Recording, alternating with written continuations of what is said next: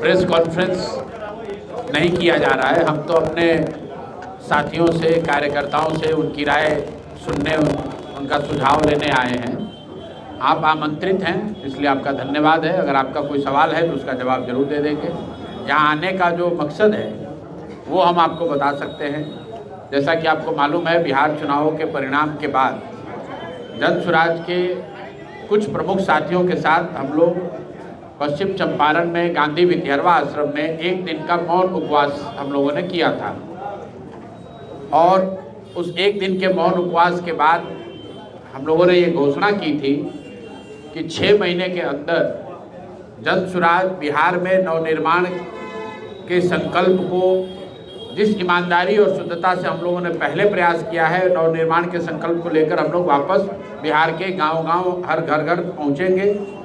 उसके लिए ज़रूरी है कि वो नवनिर्माण अभियान मजबूती से ज़मीन पर चलाया जाए, किया जाए। उसके लिए ज़रूरी है कि जन सुराज का जो संगठन है, जो कि सिर्फ 1 साल पुराना है, उस संगठन को फिर से पुनर्गठित किया जाए, उसको वो ताकत दी जाए ताकि बिहार की जनता की सही मायनों में आवाज़ बनकर जन सुराज के लोग खड़े हो सकें।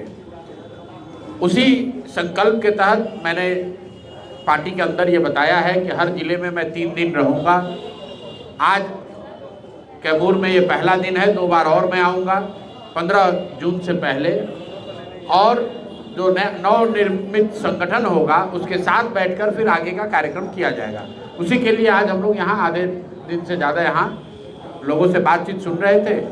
और अभी मैं रात में रुकूंगा यहीं जिले में, लोगों से मुलाकात करूंगा, उनका फीडबैक लूंगा और आगे की रणनीति तय की जाएगी। 3 बिंदु पे बात करने की बात आ रही है, किस बिंदु पे बात नहीं, वो तो आप तो यहाँ बैठे ही हुए थे, आप सुन ही रहे हैं।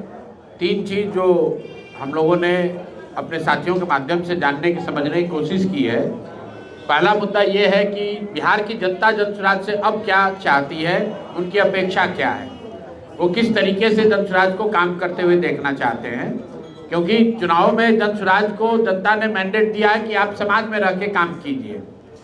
जब चुनाव होता है तो सिर्फ सत्ता का में कौन बैठेगा इसका चयन नहीं होता है, जनता ये भी चयनित करती है कि कौन विपक्ष में बैठेगा और कौन समाज में सड़क पर रहेगा।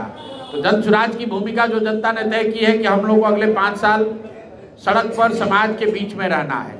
तो पहला मुद्दा ये है कि लोग हम लोग से क्या अपेक्षा करते हैं, किस तरह से जन सुराज के साथियों को, दल को काम करना चाहिए। दूसरा मुद्दा ये था कि दल का जो स्वरूप है उसका विस्तार कैसे हो, कैसे सदस्यता अभियान चलाया जाए ताकि हर घर से लोगों को हम लोग जोड़ पाएँ।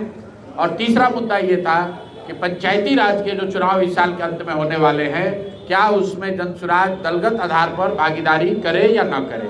क्योंकि बिहार में ये चुनाव जो हैं ये दलगत आधार पर नहीं होते हैं, लेकिन जन सुराज की जो सोच रही है, अगर आपने पिछले 3 साल में हम लोगों की सोच को सुना हो, देखा हो, तो हम लोग हमेशा से ये कहते रहे हैं कि बिहार में अगर व्यवस्था का परिवर्तन होना है तो वो सिर्फ MLA और सांसद के बदलने से नहीं होगा।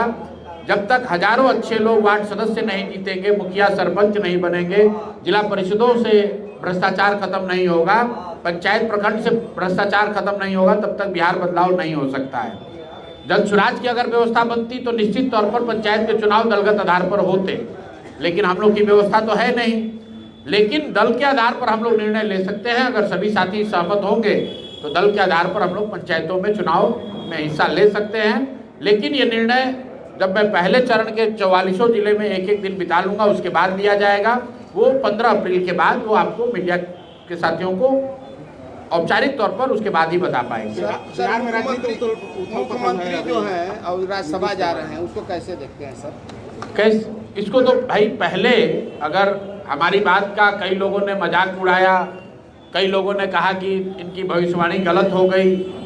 प्रशांत किशोर और जन सुराज सबसे पहले वो लोग हैं जिन्होंने कहा था कि एक तो NDA जीतेगी नहीं, और अगर NDA जीत भी गई तो नीतीश कुमार मुख्यमंत्री नहीं रहेंगे।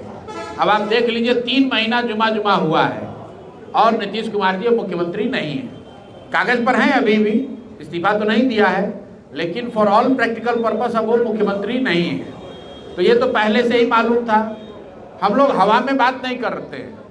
अगर सरकार ने 10,000 रुपया देकर वोट नहीं खरीदा होता तो जदयू को 25 सीट से ज़्यादा नहीं आता। मैं इस बात पर आज भी कायम हूँ।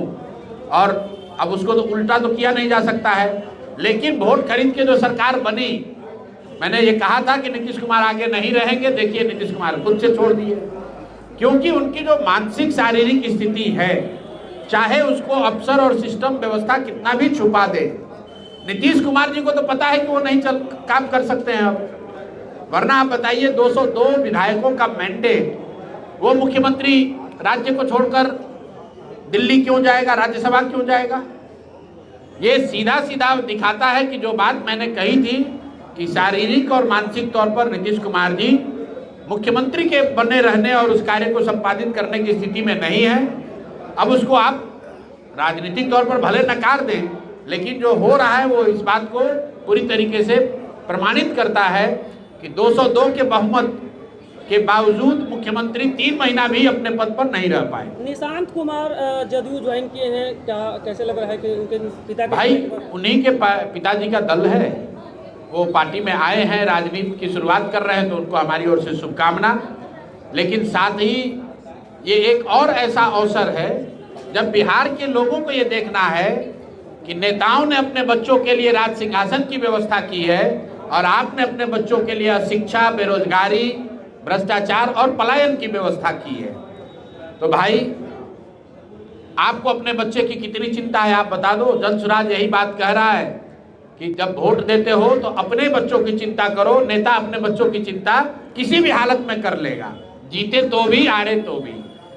तो नीतीश कुमार जो पूरे जीवन भर वंशवाद के खिलाफ बोलते रहे हैं, आज आप देख रहे हैं कि उनका लड़का भी दल में आ रहा है, राजनीति में आ रहा है। लड़का राजनीति में आए उससे हमें कोई दिक्कत नहीं है, उसको खूब शुभकामना है, तरक्की करे, अच्छा करे। लेकिन ये आपके, हमारे और बिहार के हर परिवार के लिए ये सोचने का समय है कि देखिए कोई भी नेता, वो सफल हो असफल हो, स्वस्थ हो अस्वस्थ हो, युवा हो बुजुर्ग हो, अपने बेटा के लिए उसने राज सिंहासन की चिंता जरूर की है। बिहार की जनता ने अपने बच्चों के लिए चिंता नहीं की। बिहार के बच्चे आज भी फैक्ट्रियों में जाकर मजदूरी कर रहे हैं। चुनाव के बाद से, पिछले चुनाव के रिजल्ट आने के बाद से कम 50 से ज़्यादा नवयुवक बिहार के अलग अलग देश के हिस्सों में फैक्ट्रियों में काम करते हुए उनकी कहीं ना कहीं दुर्घटना में मौत हुई है। ये खबर नहीं है, ये चर्चा नहीं है। किसी परिवार का बच्चा मर गया, पूर्वी चंपारण के 8 से ज़्यादा बच्चे पटाखा फैक्ट्री में जल के मर गए, वो खबर नहीं है। आपकी हमारी सबकी चिंता ये है कि किसी मुख्यमंत्री का लड़का पार्टी में ज्वाइन कर रहा है।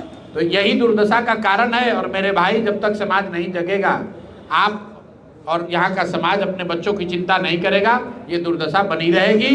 नेता का लड़का नेता बनेगा, नेता का लड़का राज करेगा और आपके लड़के जाकर फैक्ट्रियों में मजदूरी करेंगे, दूसरा कोई उपाय नहीं। नितिन नवीन के राज्यसभा जाने के बाद वहाँ पर भी बांकीपुर में उपचुनाव, किस प्रकार से जनसुराज वहाँ पर लड़ेगी? मेरे भाई, जब चुनाव होगा, हम लोग एक दल हैं, तो जो भी चुनाव होगा वो चुनाव लड़ेंगे, चाहे वो बांकीपुर का चुनाव हो या MLC का चुनाव हो। जो भी चुनाव सामने आएगा उसको लड़ा जाएगा।